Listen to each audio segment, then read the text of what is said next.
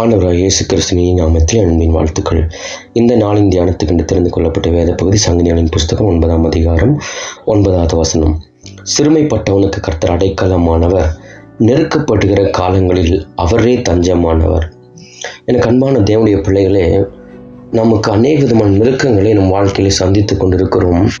நெருக்கத்தின் நேரத்தில் நாம் என்னத்தை தீர்மானிக்கிறோம், என்ன காரியத்தை நாம் செயல்படுத்துகிறோம் என்பதை குறித்து இந்த நாளில் தியானிக்க போகிறோம். கர்த்தர் நமக்கு உதவி செய்வாராக. நெருக்கப்படுகிற காலங்களில் அவரே தஞ்சமானவர். நீதிமொழிகள் 12ஆம் அதிகாரம் 13ஆம் வசனம் இப்போ சொல்லுகிறது, நீதிமான நெருக்கத்து நின்று நீங்குவான் என்று.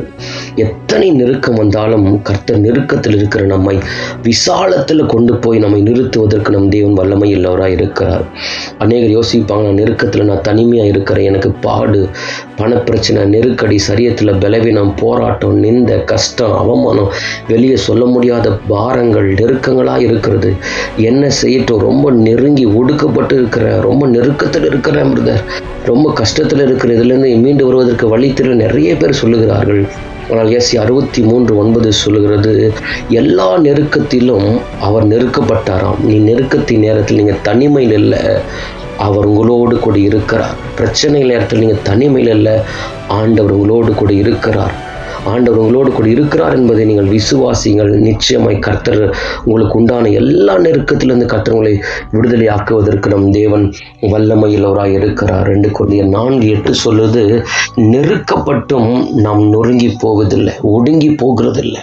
தேவ பிள்ளைகளே, எவ்வளோ நெருக்கம் வந்தாலும் உங்களை கர்த்தர் ஒடுங்கி போக விடுகிறதே இல்லை, உங்களை கைவிடுகிறதே இல்லை. எவ்வளோ நெருக்கம் வருதோ அவங்களை விசாலத்தில் கொண்டு போய் நறுக்குவதற்கு நம் தேவன் வல்லமையுள்ள தேவனாக இருக்கிறார். நெருக்கத்தின் நேரத்தில் நாம் என்ன செய்ய வேண்டும் என்று சொன்னால் 2 நாளாகவும் 15ஆம் அதிகாரம் 4ஆம் வசனப்படி சொல்லுகிறது. வாசிக்கலாம். தங்கள் நெருக்கத்திலே இஸ்ரவேலின் தேவனாகிய கர்த்தரிடத்துக்கு திரும்பி அவரை தேடின போது அவர் அவர்களுக்கு வெளிப்பட்டார். நம் நெருக்கத்தின் நேரத்தில் மனிதர்களை போய் பார்க்கிறோம், உறவுகளை, பணம் கொடுக்கிறவர்களை, மற்ற நண்பர்களை, உறவுகளை சார்ந்து கொண்டிருக்கிறோம்.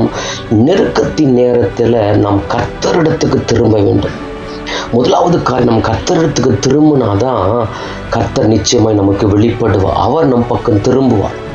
நம் கர்த்தரிடத்துக்கு திரும்பாமல் உலகத்து பக்கம், மனிதர்கள் பக்கம், பணத்துக்கு பக்கம், மற்ற உலகப்பரமான காரியங்கள் பக்கம் நாம் திரும்புவோம் என்று சொன்னால் நெருக்கத்திலிருந்து விடுதலை ஒரு நாளும் பெற்றுக்கொள்ள முடியாது. நாம் கர்த்தரிடத்துக்கு திரும்புவோம் என்று சொன்னால் நாம் நெருக்கத்திலிருந்து கர்த்தர் நிச்சயமாய் நம்மை விசாலத்தில் விடுதலை ஆக்குவதற்கு நம் தேவன் வல்லமையில் ஒரு. 2வது காரியம், நெருக்கத்தின் நேரத்தில் நாம் கர்த்தரை தேட வேண்டும். நம் கர்த்தரை தேடும்போது நிச்சயமாய் நமக்கு வெளிப்படுவார். நெருக்கமாக இருக்கிற காலங்களில் நம் மனிதரை தேடுவோம், உலகத்தை தேடுவோம், நமக்கு யாரெல்லாம் தோணுகிறோ அவங்களெல்லாம் தேடி நாடி உறவுகளை நாடி போவோம். அப்படி போவோம் என்றால் நிச்சயமாக நம் தோல்விதான் சந்திப்போம். நாம் நெருக்கத்தின் நேரத்தில் கர்த்தரை தேடுவோம் என்று சொன்னால் நிச்சயமாய் கர்த்தர் நமக்கு வெளிப்படுவதற்கு நம் தேவன் வல்லமை உள்ளவராக இருக்கிறார். 3வது காரியம், நெருக்கத்தின் நேரத்தில் கர்த்தரை நோக்கி கூப்பிட வேண்டும். 1 சாமுவேல் 22:7 சொல்லுகிறது, நெருக்கத்தின் நேரத்தில் நம் கர்த்தரை நோக்கி கூப்பிட வேண்டும்.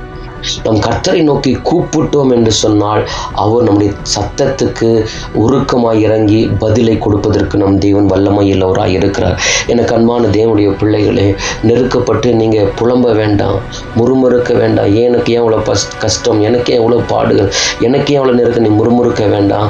ஒன்று கர்த்தரை தேடுங்க, கர்த்தர் பக்கம் திரும்புங்க, கர்த்தரை நோக்கி கூப்பிட்டு பாருங்க. உங்கள் நெருக்கத்தில் இருக்கிறவங்களை விசாலத்தில் கொண்டு வந்து ஒரு பெருக்கமான ஆசீர்வாதத்தை கர்த்தர் கொண்டு வந்து உங்களை ஆசீர்வதிப்பதற்கு நம் தேவன் வல்லமை உள்ளவராக இருக்கிறார். ஜெபிக்கலாம். சர்வ வல்லமை எங்கள் அன்பின் பரலோக பிதாவே, அப்பா பிதாவே, இயேசுவின் நாமத்தில் முன்னே வருகிறோம்.